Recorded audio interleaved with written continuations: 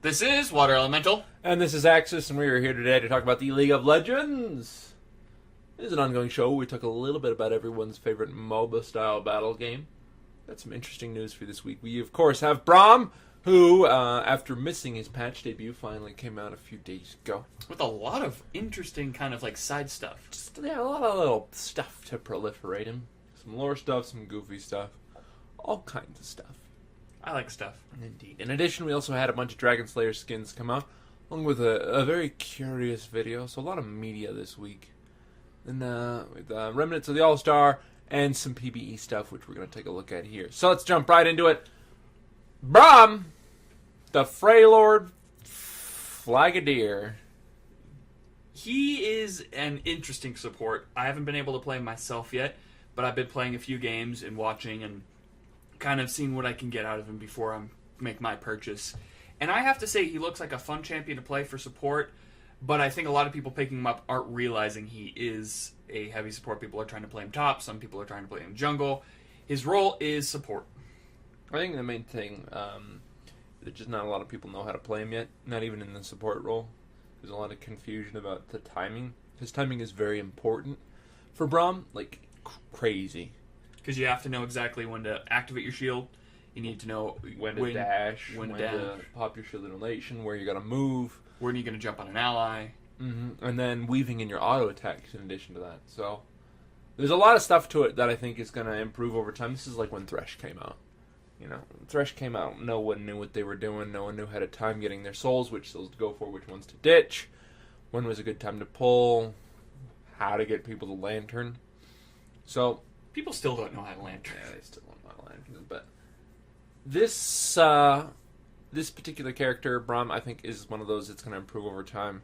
As soon as people start to understand the timing of the character a little better, when to do certain things, when to function in a certain way, it's going to make it way better. But for now, I don't know. Solid guy. I like his stun a lot. I like his damage mitigation a lot. I mean, he can save people with so much ease. It's insanity. I love how obnoxious I can be jumping onto players, even if I don't have to. If I have a chalice on me and I can spend as much mana as I want, I'll just jump out of the bush and jump on my friend and be like, I'm here. Hello. I'm running back to lane. Don't worry. I'm coming. Alright, we're fine. I don't know. He's fun. I'm not a huge support guy. I mean, the supports I like to play are Leona and Blitz. And so he sort of fits into that where it's semi-aggressive / protective. So I think it'll pan out. I'm really looking forward to playing him more. And I don't know. We'll just see. He's going to have a presence. He's going to definitely be a pick that players will be seeing often. Not just because he's a new champion, but he has abilities that are going to keep him in that role. Because if you have a lot of poke mitigation, he's going to be your guy. You get him in there against an Ezreal, you just stand in front of your AD carry, and then whenever someone starts aggressively poking, you pop up that shield. The only problem I've had with him so far is when team fights start getting a little hectic and damage starts getting a little bit of high, his purpose sort of starts to fall apart. Because you don't have enough mitigation for all the damage coming in, all the AoE coming in and everything like that. So really your best asset becomes the armor and MR you give when you jump on somebody. And the stun. I mean, the stun's alright, but really you're only going to get it on one, maybe two people if you do your skill shot right. Or if you coordinate it right with your team. So I feel like his effectiveness sort of starts to diminish as the game runs longer, and that's the only problem I've had with him so far. Otherwise, he's a hero in the lane phase. He's a hero in the lane phase. It's crazy. Now, let's talk kind of about his aesthetics, like we always do with champions. He's unique, Unork, that's for sure. Yeah, he's a special snowflake. I am hero. Watch me roar. Yeah, they released a bunch of videos and stuff about him recently. They had a little flash thing where it's like he could cut axes with his face, and he saved a troll child, which I actually thought was interesting. Yeah, the troll child was that was the most interesting part about this video they put out. They acknowledged trolls, which they haven't done since Trundle. Yeah, they never did with anything except for Trundle. So good to see that. Good to see them trying to kind of play with their lore a little bit. They're actually like going out of the way to make all this stuff to kind of build up the characters. Braum is just too generic to have many qualities to him, but it's still enough to kind of, they're putting effort into it again. They're not just putting out a champion with like a brick of lore and we never hear from him again. Yeah, so Braum, not my favorite aesthetically, not my favorite lore-wise, but he plays with a couple of themes that I know a lot of people like. He's a support, which we haven't had in a while. And ultimately, I believe he's going to be good for the game.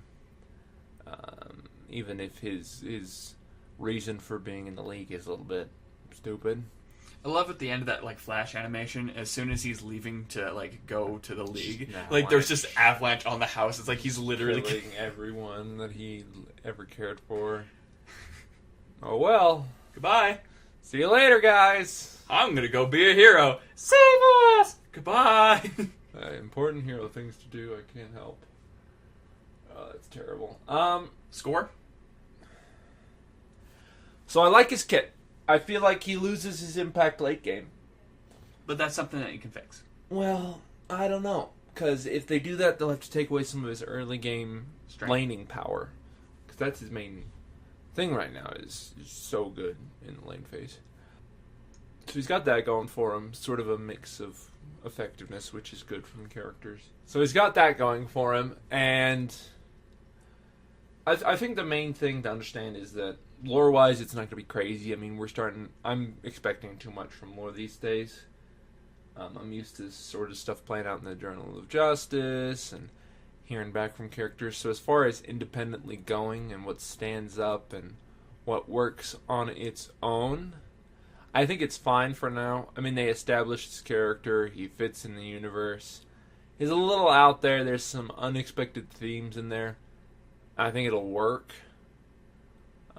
I mean, there's not a whole lot of questions left to be answered. I mean, he's a hero in his hometown.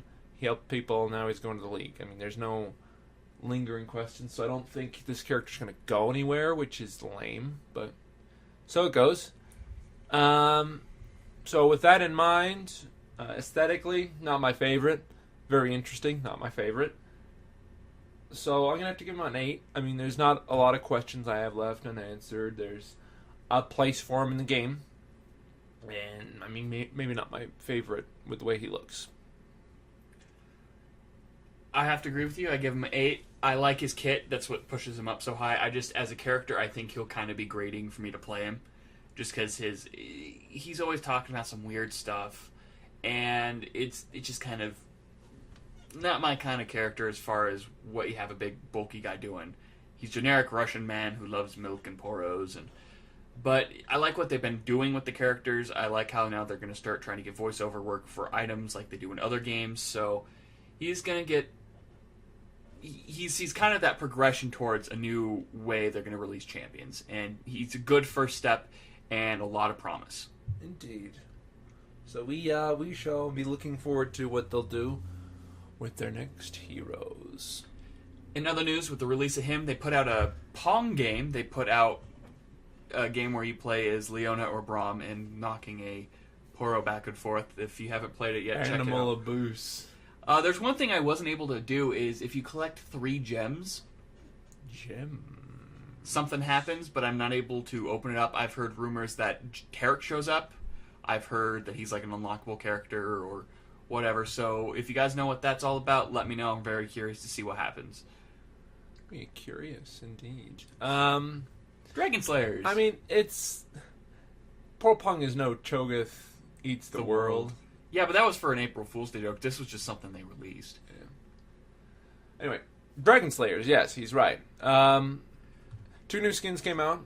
We have the Braum release skin, which is a Dragonslayer, and we have a Pantheon Dragonslayer skin. They put out a video for it. Kind of interesting. Bunch of Shyvana models versus a bunch of characters.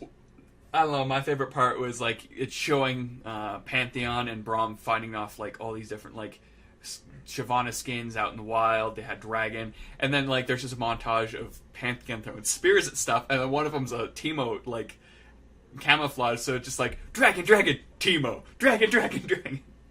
So I'm just like, I'm kinda goofy. Yeah. It was just one of those things out in the wild. But what's interesting is it's just seeing that and having all those Shyvanas and the way they're building it up. It seemed like they're kind of hinting towards something like a game mode of some sort. Well, I doubt it.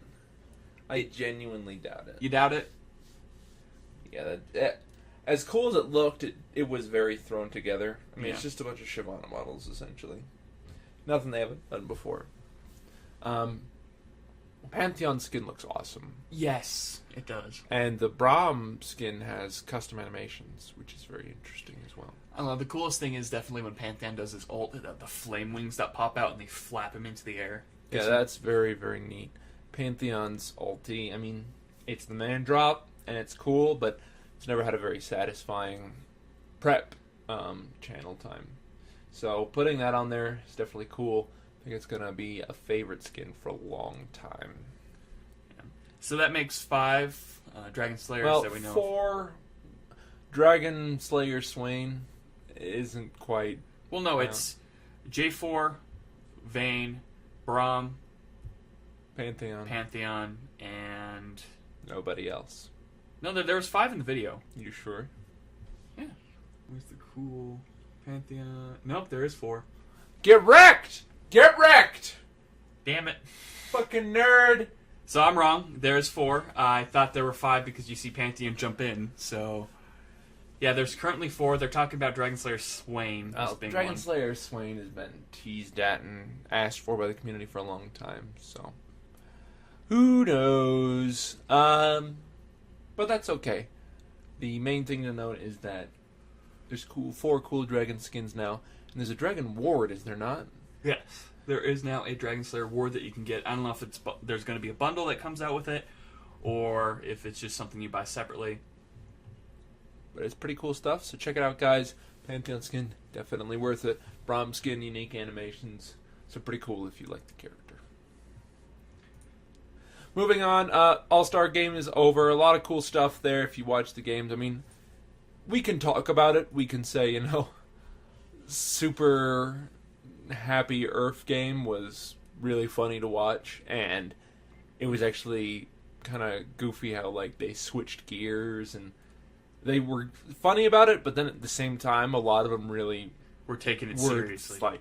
Took it really serious. So I don't know, worth a watch if you have some extra time. It's over. I think there's a couple streams of it up on YouTube, and I know they have it on their page. So SD Telecom won the whole All-Star, of course. With ease. That's kind of a foreboding thing for me. When I found out that they won, I'm like, that's not a good sign. That can mean that if they can win the All-Star match again, there's no doubt that they're not going to be stopped when they actually do the Season 4 finals.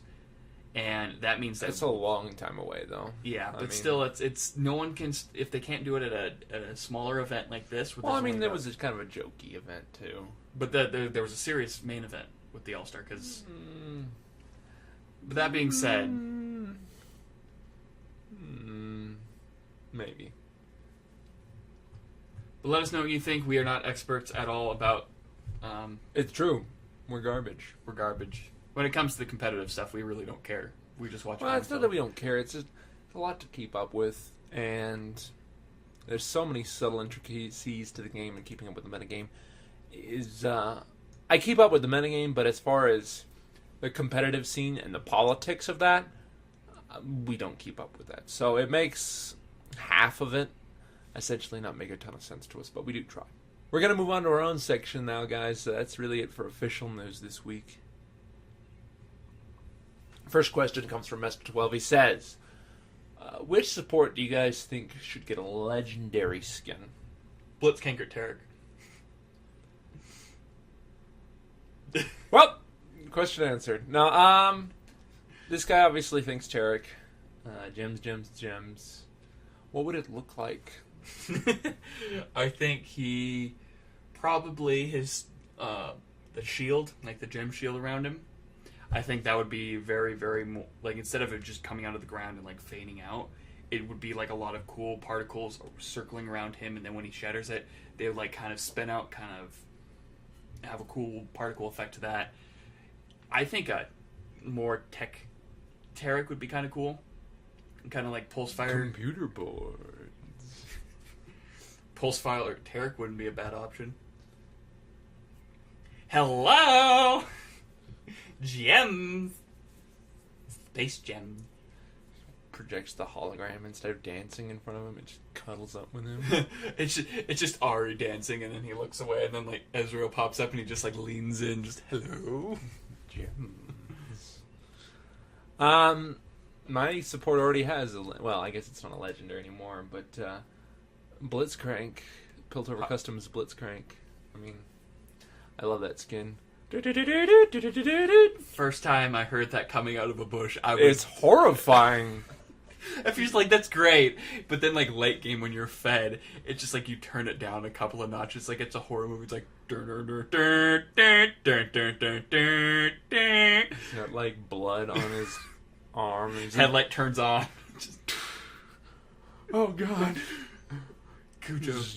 Blitzcrank chasing him through cornfields with floodlights on. Just everybody he's killed tied up to like his back bumper, dragging across the ground. This needs to be a Halloween skin. Remember to buckle up. As far as another support getting a legendary skin, as far as what I would want, I would just want to touch upon Piltover Customs Blitzcrank. But as far as another support getting a legendary, I would definitely go for.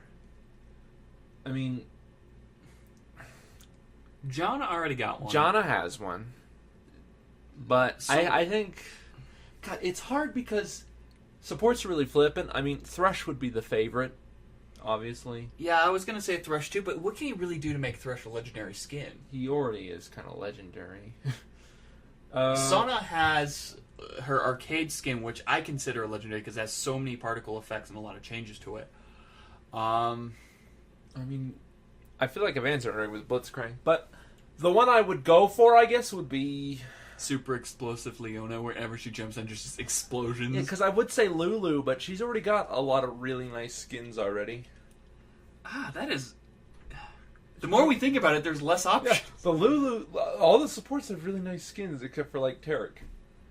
And even maybe, then, Bloodstone. And maybe Soraka. Yeah, Soraka wouldn't be a bad choice. Dictator Soraka. Every time she cues, just little missiles drop down. Noxian Soraka. Tears of blood from the sky. Every time she gives mana, like they slowly get like this debuff that like gives them famine. Just like, I give you help. That'd actually be really cool. Soraka, when she buffs someone, they like turn red for a little bit. And it's like, you are tainted now. That would be really funny. And then her ultimate, it's just like propaganda music, and it just. Oh,